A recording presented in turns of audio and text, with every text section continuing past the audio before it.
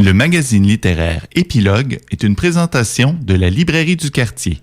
Merci à ce précieux partenaire et à leur équipe de libraires. Vos prochaines lectures vous attendent au 1120 Avenue Cartier. Alors, on vous disait que cette émission d'Épilogue, aujourd'hui, passait de 1759 au 21e siècle, et c'est ce dont nous parle Brian Saint-Louis, créature obscure du 21e siècle de Kim Foo. C'était pour ça? Oui, c'était pour ça la chanson de François. On a circulé, là. On a fait le voyage des années-lumière. On vient de passer à la vitesse de l'éclair. Oui, du futur lointain au passé proche quand même. Créature obscure du 21e siècle de Kim Foo, traduit par Annie Goulet chez Héliotrope. C'est le 3e livre qu'elle fait paraître chez Héliotrope. Annie, je te demandais, c'est une autrice que tu connais, ça, Kim Foo? Pas du tout. C'est très intéressant. Je suis très curieuse. Oui, elle est très intéressante. Elle a publié 2 autres livres. Comme je disais, née à Vancouver, elle habite maintenant à Seattle. Elle est d'origine sino-canadienne, donc des origines famille chinoise. Ça a beaucoup paru dans son premier livre, For Today I Am a Boy. Donc, ça racontait l'histoire d'un jeune homme né garçon dans une famille chinoise où il y avait déjà 4 grandes sœurs. Il était le fils tant attendu en 5e position, mais son identité de genre n'était pas tout à fait celle qu'attendait son père, et c'est un peu le périple de sa transition et de son acceptation vers le fait d'être femme, mais c'était surtout de la sociologie culturelle de voir le poids de devoir être le garçon dans une famille chinoise. C'est encore très présent dans ces communautés-là. Est-ce que c'est l'histoire de Kim Foo? Non, mais elle-même semble un peu yelle, mais j'ai pas de confirmation très précise, mais elle a un peu des clichés, là, mais elle a un peu une coupe garçonne, puis on utilise un peu des mots non genrés quand on parle d'elle, mais c'est jamais écrit très textuellement, là, elle ou il, donc voilà. Dans ce livre-là, c'était très présent. Moins présent dans 5 filles perdues à tout jamais. Ça aussi, une histoire qui continue de nous hanter. C'était l'histoire de 5 jeunes filles dans un camp de vacances. Dont Vous en avez parlé? Oui, je vous en avais parlé. 5 filles dans un camp de vacances dont la monitrice décide de leur faire un autre chemin pour aller faire une expédition de canot. La monitrice meurt et les 5 filles se retrouvent seules sur cette île déserte-là, alors que personne ne sait où ils sont parce qu'on a changé l'itinéraire au dernier moment.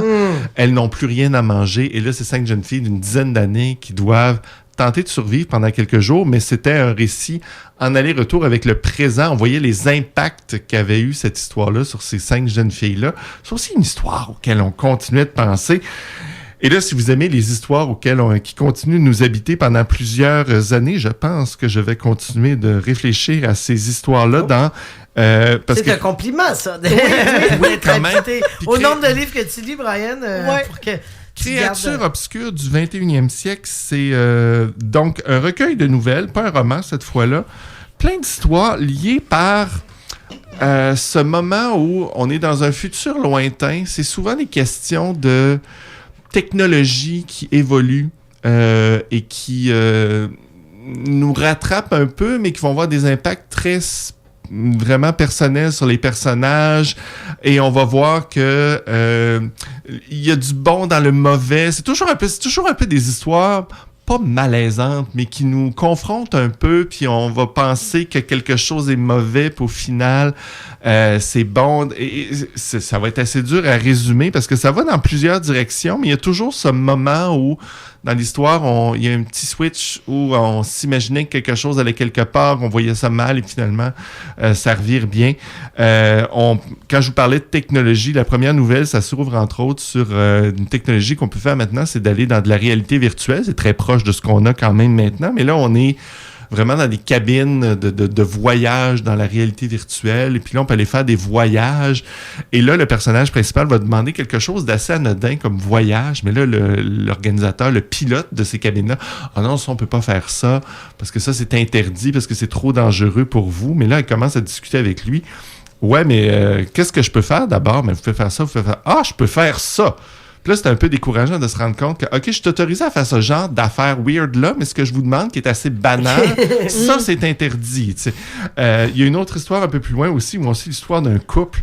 Ça aussi, c'est particulier. Ils ont maintenant une machine pour nous recréer dans leur sous-sol. Ils ont acheté cette espèce d'imprimante à corps, finalement, où si t'arrive un accident et que tu meurs, ta conscience est téléchargée dans la machine et tu peux te réimprimer.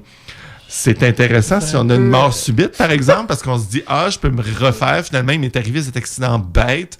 Je suis mort. Non, je peux me réimprimer dans mon sous-sol. » Mais ce couple-là va utiliser la machine pour s'assassiner. Donc, ils vont utiliser... Se désimprimer. Ils vont passer leur temps à se tuer, délicieux. se suicider. Et là, on se questionne, mais voyons, tant qu'à vous tuer comme ça, pourquoi vous vous quittez pas, tu sais? Mais là, il y a un punch à cette histoire-là, une espèce de revirement de pourquoi ils font ça exactement, s'amuser à se tuer. OK, on est vraiment dans des mondes. Là. Est-ce que chaque nouvelle, justement, a son univers? Il y a toujours des univers un peu paranormaux. Il y a des fois des choses paranormales. Il y a une histoire de poupée hantée qu'on ne sait pas exactement s'il est hanté. À un moment donné, on suit le mariage d'une fille qui va se marier sur un bateau de croisière, genre Louis Joliette, alors que dans la baie se promène une espèce de masse gluante de forme, l'environnement évolué, puis là, on sait pas exactement quelle est cette masse-là qui met... Ah, c'est rendu comme ça. Maintenant, il y a ça dans la nature, cette espèce d'évolution de masse, qu'on sait pas exactement qu'est-ce que c'est aussi.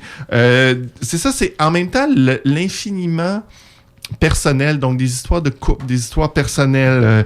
Il y a un couple, entre autres, aussi qui se promène, qui ont eu des chicanes de couple, un couple qui se sépare, qui divorce, mais elle va l'habiter dans une maison pour un peu fuir ce couple-là, mais la maison est envahie par des espèces de petits barbeaux. Et là, ça aussi, ça va avoir un lien avec son histoire. Donc, toujours quelque chose de malaisant, mais quelque chose de qui nous ramène dans une réalité, dans le concret, malgré ce côté toujours parfois de technologie avancée, de magique à quelque part. Il y a quand même de montrer que la nature humaine, elle ne change pas. Et donc, on est toujours dans ces créatures obscures du 21e siècle. On est dans quelque chose d'hyper moderne, mais en même temps, la nature humaine, elle, ne change pas. Et c'est ça que Kim Fu arrive à bien saisir. On l'avait dans ses autres livres, justement, le côté psychologique des personnages qui embarquent beaucoup, qui, même si on est dans une histoire, on continue de suivre le psychologique des personnages. Là, il s'amuse un peu plus avec la réalité, avec la science-fiction, quelque part. Mais c'est très bien réussi. Puis c'est une autrice vraiment à découvrir. Elle est très intéressante, Kim Fu. Wow, très original, en tout cas. Oui. Donc, c'est chez Héliotrope? Chez Héliotrope, comme ses deux autres livres. Celui-ci s'appelle Créatures obscures du 21e siècle. Une douzaine de petites histoires qui vont continuer de nous faire réfléchir, Kim Fu. Alors, merci beaucoup, Brian.